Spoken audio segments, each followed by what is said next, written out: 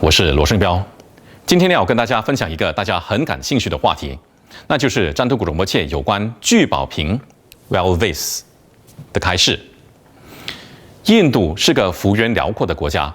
国土跨越赤道南北，它很多地方土壤肥沃，植物生长茂盛，有着各种各样的动物，又有山脉、河流、湖泊、沙漠，蕴藏着各种矿物、黄金、宝石，生产着各种香料、草药等等，应有尽有。因此，人们想要供养佛陀的所有东西，想要建造佛堂寺院的各种材料，都能在印度找到。除此之外，印度也有很多富裕的人来赞助佛陀、僧团和寺院。所有的这些东西得来非常容易，而且印度也是一个很注重灵修的国家。各种不同的宗教并存着，彼此互相尊重。西藏的佛教、藏传佛教也是源自于印度的，因此，当印度的班智达，也就是大学者们和大禅师们被邀请到西藏去弘法时，西藏是一个荒芜、贫瘠、极度寒冷、遥远又荒茫的地方。相比之下，当时印度的人更加文明、有教养、有学识，并且擅长艺术、科学、音乐、舞蹈等等，所以当时的西藏是非常敬仰印度的。直到今天，藏人还是称印度为 Pakpe Giyu， 意思就是众圣者居住的地方。圣者的意思就是超凡或已经脱离娑婆世界的人。因此，当印度的高僧大德们去到西藏时，寻找功德主非常困难。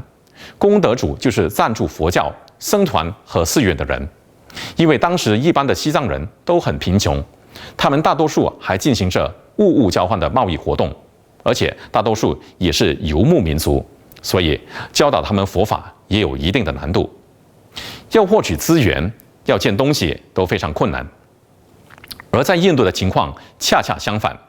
功德主、资源、物料、供养给僧人的物品、食物、日常用品和一切用来辅助佛法事业的人事物都非常俱全，而且也能够轻易获得。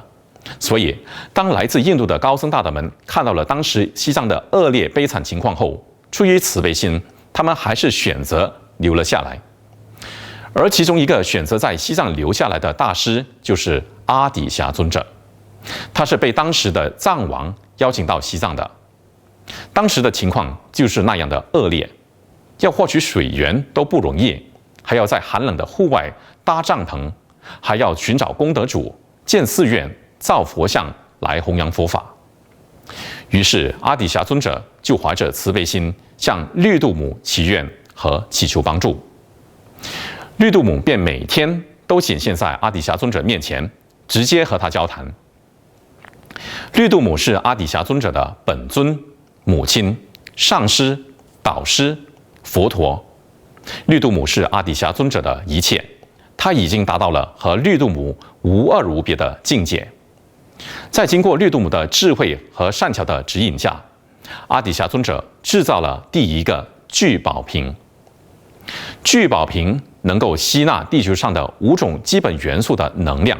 也就是一切形体和物质的来源，也就是组成金钱、黄金、珠宝的元素。当我们把这些东西分解后，它们就会还原到这5种元素。因此，聚宝瓶里面含有5种元素、经文，还有特定的本尊的法相和供养品。除此之外，它也含有高僧的袈裟、僧人的袈裟，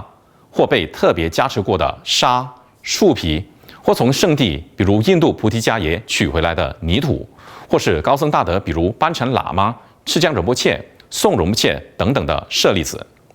我们就以藏传佛教里的财神或藏巴拉为例子。其实藏巴拉是佛，不是神，只是因为我们华人习惯叫财神财神的，凡是能招财的都叫财神，所以才把它称为黄财神等等的。藏巴拉有5种法相：红、黄、蓝、绿、白。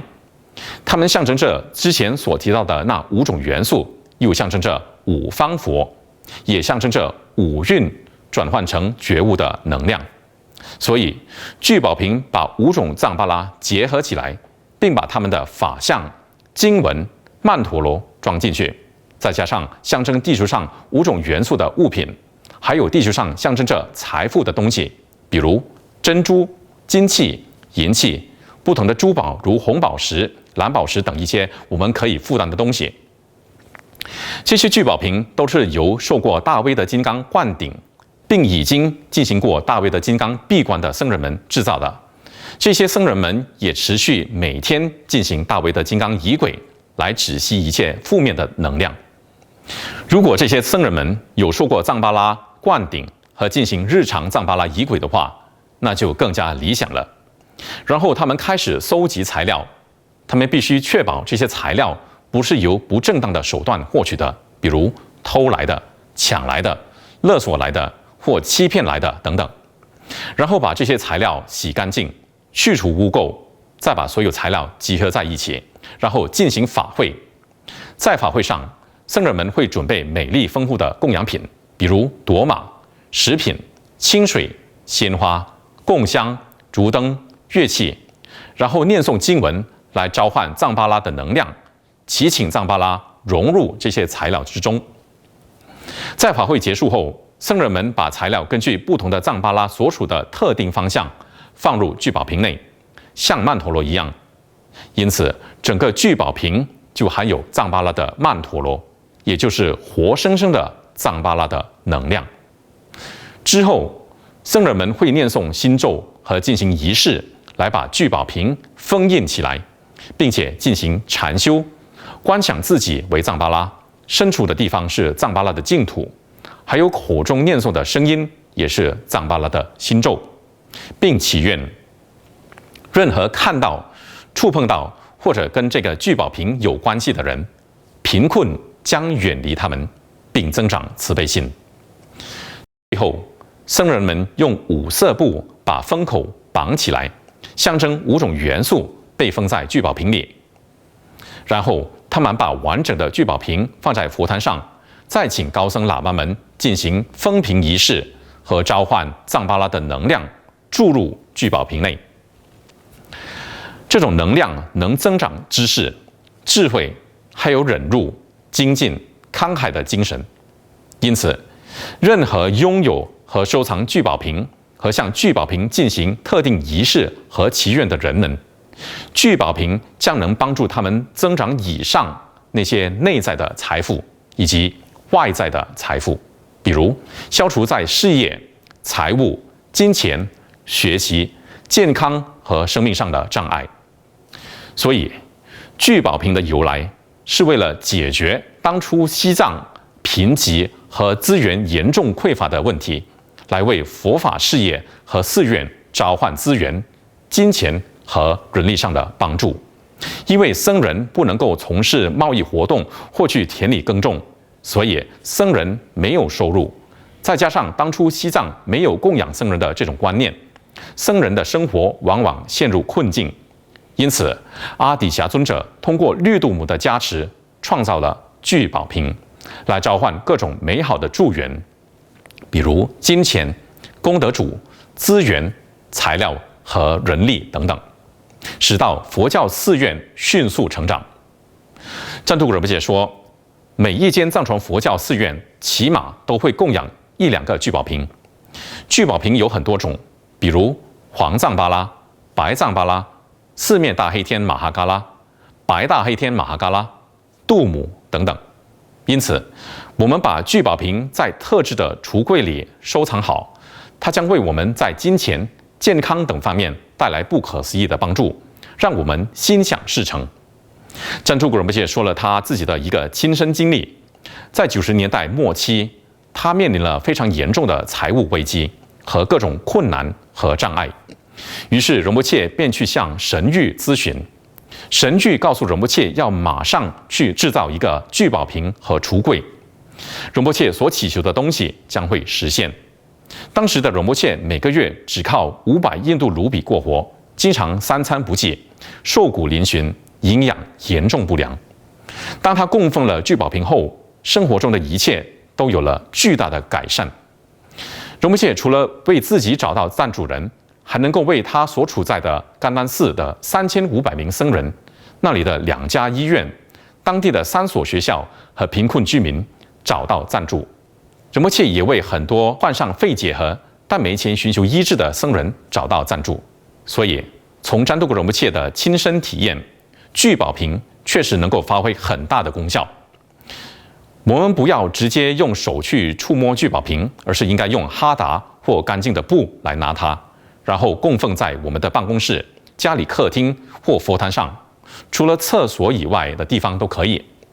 我们也可以为它做供养，因为这些聚宝瓶凝聚了它的本尊的能量和加持力。我们在科切拉天堂的实体佛教文物店和 vajrasecrets.com 的网店都有供人们迎请的聚宝瓶，这些都不是用作商业用途的，而是用来资助科切拉的佛法事业的。曾经有过这样的情况，有些人迎请了聚宝瓶之后，过了一段时间，他们在财务上出现了紧急状况，于是便问能不能把聚宝瓶卖掉，以便能套现一些钱来用。詹多古仁波切的劝告是：千万不要。我们生命中的任何东西都能典当，就是不要典当佛菩萨的东西，那是会造非常严重的恶业的。如果连至高无上的佛法我们都典当了，那就等于断了自己的慧命。好了，今天就分享到这里。大家如果想要学习更多佛法，可以上詹多古仁波切的中文博客 www.chenronpoche.com/l/cn。谢谢大家。